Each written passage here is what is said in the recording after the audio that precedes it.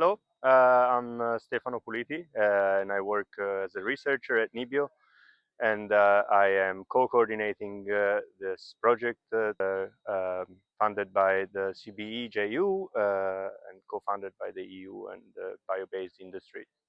So the project will last 4 years until our August 2028.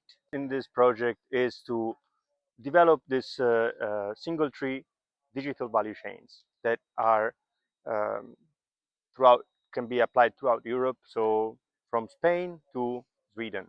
So the living labs will be like sandboxes where we can start to play around and apply all of these technologies, test how they work, test our algorithms and models that we develop, and ultimately get data back to the researchers to develop and improve the methods.